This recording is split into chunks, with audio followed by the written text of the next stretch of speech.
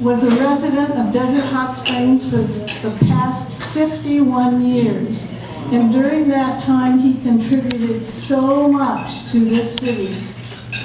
He was twice featured as the speaker for a Desert Hot Springs Historical Society soup supper, and each time he drew a huge crowd and entertained us with stories of celebrities and historical figures and events. And he always did it in good humor, even though at times he was not in the best of health. In 2008, Desert Hot Springs declared him a living treasure, a title he was really very pleased with. I know because he kept a certificate on his wall and pointed it out to me when I was at his house. But most of all, Paul Gregory left his mark on the entertainment industry, leaving a legacy of Tony and Emmy Awards, a Pulitzer Prize for the Caine Mutiny Court-Martial stage play, as well as acclaim for producing the movie The Night of the Hunter, one of the best 100 movies ever made according to the Smithsonian Institution. On a local level, he contributed a wealth of information on outstanding visitors and residents of Desert Hot Springs. Information gleaned from his 51 years of living in this community and his experiences of a lifetime have enriched us all. I was privileged to know him as we spent many hours in his living room with a box of chocolates on the coffee table while he related stories and events for me to use in my book, Celebrities in Hiding. Sadly, he had so much more to contribute, and his time ran out. But tonight is a time for us to think about his legacy and to remember Paul Gregory. And we have several guests who came especially to do just that. And I will introduce the first one. Jim Newman is here from Los Angeles, and he graciously has agreed to say a few words about his longtime friend, Paul Gregory. Jim, would you join us?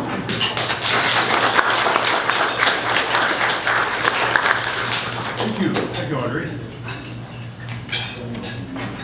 Thank you, and good evening, everyone.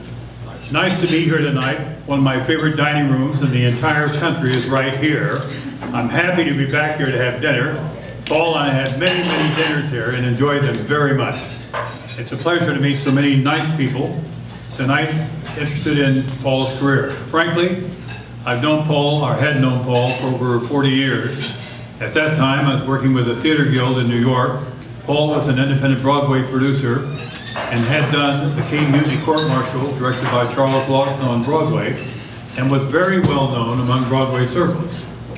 The unique thing about Paul was that if any of you have been to New York and worked in the theater, all right, good.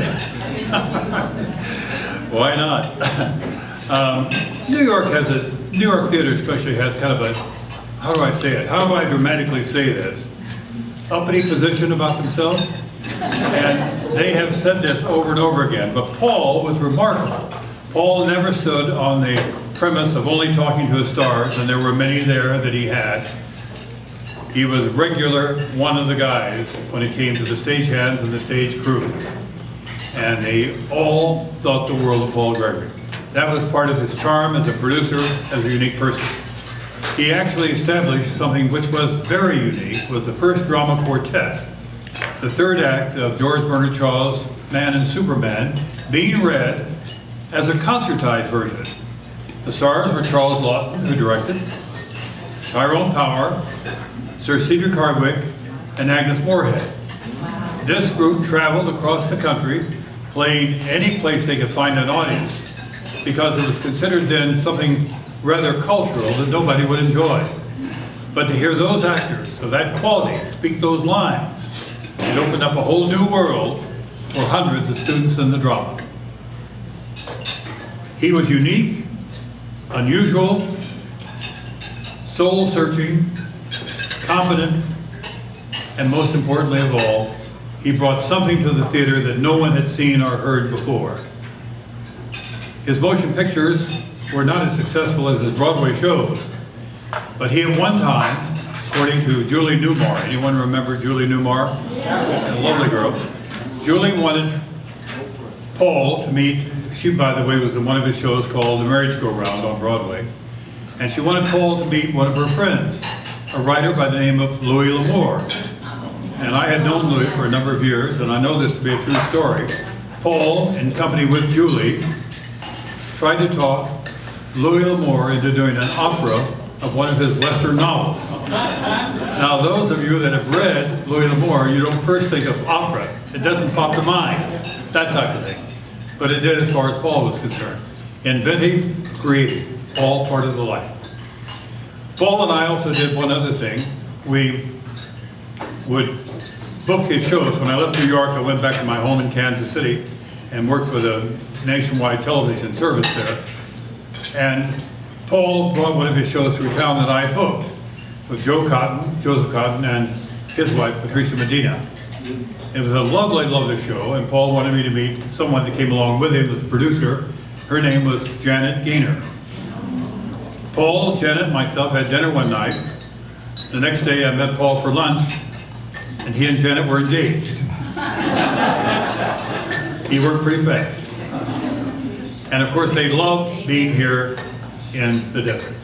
Desert Hot Springs to them was the Mecca of all places. And they mentioned it so often. I've often told this to, Audrey and I were talking about the other night on the phone.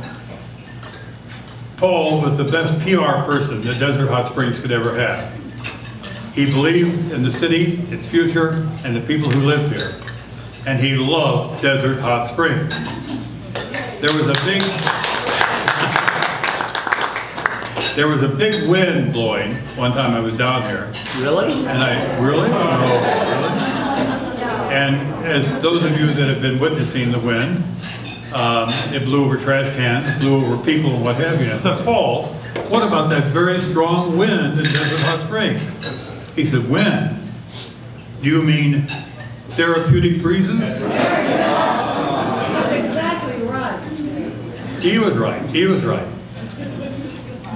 He loved this area, he loved this community, and he felt very much a part of it. In fact, he and Janet lived here at one time when their place was being repaired and renovated. Now, Audrey has asked me to go no longer than just 2 hours telling about my premise of Paul Gregory, but I promised to cut it short. I'm delighted to be here, and happy to be a part of your program this evening, and happy to have known a man like Paul Gregory. Oh, right, I want to thank you, Frank, for remembering that. My good friend Frank Barbano from Los Angeles also. Paul and I had many fun conversations, and we shared another thing, very importantly to everyone here today, I'm sure.